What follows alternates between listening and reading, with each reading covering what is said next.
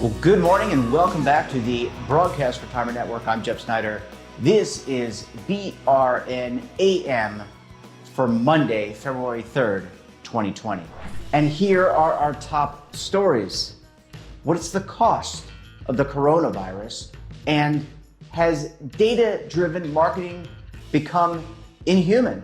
It's Social Media Monday, and that means a look at the latest social media trends in personal finance and retirement, and so much more. And joining me now from San Francisco, California, Devin Banerjee, Senior Financial Services Editor for LinkedIn. Devin, welcome back to the program. Thanks, Jeff. It's great to be here. It's great to see you as always. So a lot going on the LinkedIn platform, a lot going on in the world these days.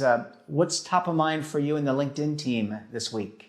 Yeah, so as you know, and almost everyone knows now, Jeff, the coronavirus, the number of confirmed cases has been spreading, did spread quite a bit last week. So my team and the finance segment on LinkedIn has really been a buzz trying to assess the risks of this virus from an investment, from a market perspective. So a lot of people are looking back to the SARS outbreak, which also originated in Asia, if you remember, in 2002, 2003. Estimated costs at the end of that outbreak were about $40 billion at that time. Wow. So that comes from things like travel restrictions and the hit that the tourism and airline and aviation industries take, hits to companies with global supply chains running through Asia, for example. They have to shift supply chains and they raise prices as a result, increasing costs for consumers. And on the flip side, we saw some people point out, of course, there are some businesses that have been that do benefit from situations like this. Chinese drug makers and manufacturers of those, surgical masks that everyone almost around the globe is starting to wear now. We did see shares in some of those companies rise. So I would just point out, and I'll send you this link, Jeff, to put in the show notes. We did have quite a few investment experts on the platform writing in long form their take for their clients on the virus and the market impact. A couple of them I'll point out. Mark Hafel, he's the chief investment officer at UBS, came out with a great piece last week. His take and his team's take is that the macroeconomic impact of the outbreak is likely to be limited. He sees the fallout being smaller than the SARS fallout for several reasons, one of which is the government in China in particular has become much more vigilant.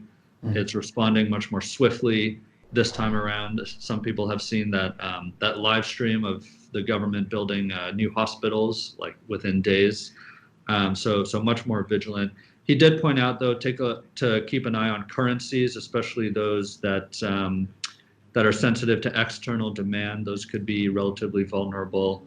But in the end, he sees this as actually an opportunity to add exposure to emerging market and Chinese stocks, which UBS has been overweight on and continues to remain overweight. And just some others I'll mention. Christina Hooper, the chief global market strategist at Invesco, was out with a great piece talking like Mark did about the Chinese government's swift response. She sees that cutting the risk of a real bigger outbreak. On the negative side, she points out that this virus does have a longer transmission period than SARS did, so people have to be incubated longer. That really means some of the knock-on effects come a bit later, and that means companies are more risk averse, especially these airlines that have all cut travel to and from China. She says we could see that continue a bit longer. And so she says, maybe look for a temporary dip in equities and oil prices, temporary boost in gold prices, temporary appreciation of the Japanese yen. But she's saying this is unlikely to change economic fundamentals. And really, this might just affect sentiment, which, yes, does drive the market up and down as well, especially in a bull run that's gone on for so long. And then Ed Yardeni of Yardeni Research is out with a piece pointing to all those things I just mentioned, but also political consequences potentially in a country like China that can be prone to social unrest sometimes. And he actually pointed out a great online dashboard that's monitoring the spread of the virus from Johns Hopkins. It's taking into account World Health Organization and Centers for Disease Control and Prevention data. So investors can keep an eye on that as well. It kind of sounds like the movie Contagion or Outbreak. I mean, And not to make light of this, I mean, this is obviously very significant. Many people have lost their lives. There's people who are greatly ill. I guess, Devin, I mean, is there a concern? You've been reading the tea leaves and talking to a lot of these folks. Is there concern that what's being reported out of China may not be 100% accurate? I mean, sometimes they kind of fudge the numbers a little bit, or have in the past. And I'm wondering, is that a concern? Because we have seen it, on Friday, we did see the market take quite a dip and quite a bit of sell-off as a result of this virus. We have seen people in the conversation come out and point that out. Some people giving praise to the Chinese government for being more transparent this time. Other people noting that you don't know what you don't know. We don't know what they're not telling us. And Ed Yardeni, who I mentioned, did mention that. He says, there could be political consequences with social unrest, but the rest of the world tends not to see that because of how the Chinese media is controlled. So that certainly is a concern, and investors should sort of take that into account. It's kind of like when people consider investing in China or taking control positions, if you're in private equity or something in China, there's a lot of information that you don't find out until you're on the ground. And of course, people cannot be on the ground right now. So some of these investment strategists have noted, don't make, and of course this depends on your personal financial situation and your asset allocation, and everyone should talk to their advisors about this. But some of the strategists have pointed out it's best not to make too drastic, too quick moves on news like this, especially when, as I said, we don't know what we don't know. Yeah, I mean, I think, just looking here domestically, U.S., as I mentioned, market sell-off, but we've also had some cases here, I think in Seattle, Washington, if I'm not mistaken, or at least Washington State. We had some school closures. I mean, so, there's definitely people get their stand up a little bit more. Their ears are a little bit closer to the grindstone hearing about these types of things. I would imagine people get nervous. They stay home from work. They don't want to be, just the typical things when think of flu season. You don't want to be around all these people. So I guess more to come. It's going to have to be a measured response, and who knows where things are going to wind up. Yeah, and as you said, we're talking about investment impacts, but the number one concern is, of course, the health impacts. And everyone should be watching this news because cases have spread internationally, confirmed cases in the US here, in Canada now, in the UK and other parts of Europe. So, of course, we're talking about an investment strategist because that's my beat. But of course, the number one concern is people's health, and everyone should pay attention and check their local, disease control and prevention agencies for more information. Yeah, this is certainly something to be aware of. And you mentioned the Johns Hopkins website. I made light of it. I regret that. But I mean, really keep track of these things. And you got to, because of the long incubation period, you got to really monitor your children and your family to make sure that people aren't showing any signs or symptoms. Great work on that, Devin. I want to go to break. But when we come back, we're going to shift gears, talk to Devin about the humanity around advertising. Are we losing our humanity with respect to that? So stay tuned right here on BRN AM.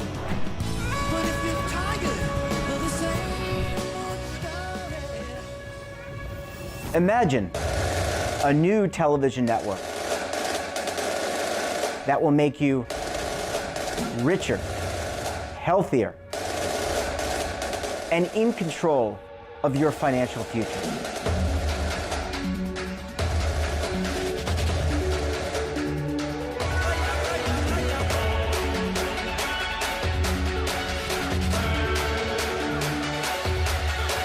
This network is for the policewoman in Nashville, Tennessee, the baker in Dubuque, Iowa, the teacher in Lexington, Kentucky.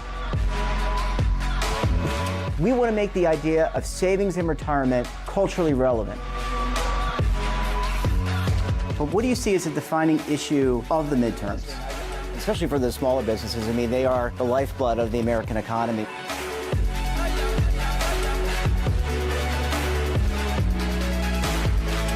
Featuring exclusive interviews, current affairs, and docuseries. 33 years old, you retired early. The philosophy is money only matters if it helps you live a life that you love. But you got to start thinking about retirement as soon as you get in. The Broadcast Retirement Network will drive very high engagement with premium partnerships. So this isn't retirement and savings for your parents or grandparents. This is for all Americans. And we're going to change the way you think about money.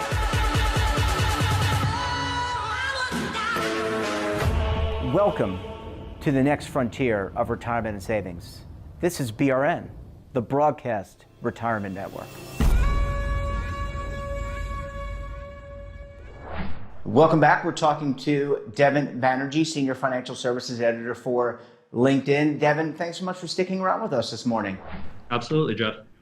And I know we want to talk a little bit about advertising and marketing and whether or not it still is, the humanity is still part of it. What can you tell us there? A lot of conversation this week or this past week on the LinkedIn social media platform.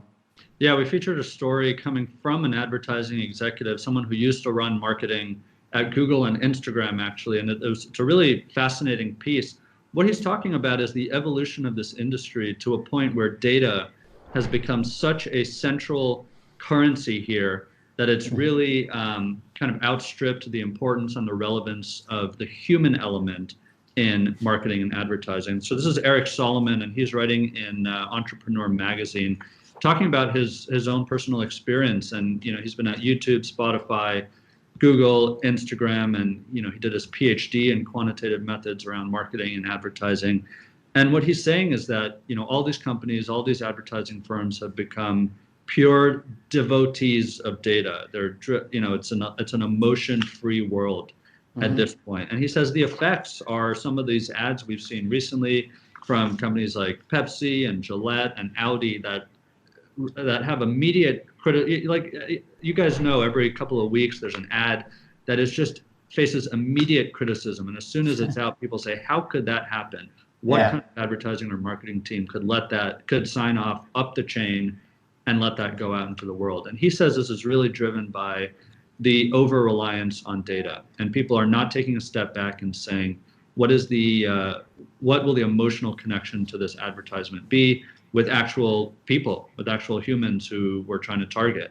And so he's saying, as I said, that Facebook and Google have really driven this change where there's so many metrics and information available, so much data available. You and I spoke in December or November about Spotify and the podcast industry, which is now building all these tools for advertisers to get more data and do some of that attribution analysis. What is attributable to more views on ads and stuff like that. And all of that is just feeding this over-reliance on data.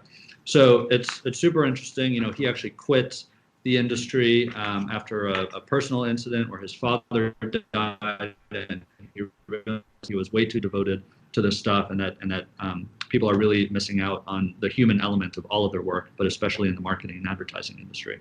Well, I agree. I think it's way too data-driven. Last week we did a story with Dan Klein, somewhat related to this, where the counting of views on some of these Netflix and other features, there's no rhyme or reason. Some people count it for 2 minutes, and therefore you get over 1 million views, and therefore it becomes the hottest property. I got to tell you that there are so many influencers on Instagram and these other and it's all driven off of how many views can you get?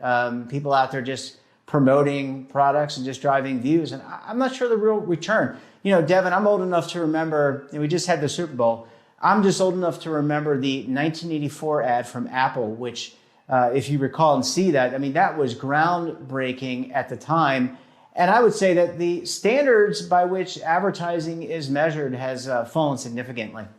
Yeah, and Eric points to, he doesn't point to Apple in particular, but he points to these companies that are vision-driven, and he really praises companies like that. He actually points out Nike, for an example, which has this vision that if you are a body, you are an athlete, and they start with a vision and then build their marketing and advertising around that versus starting with just the data and ending with just the data.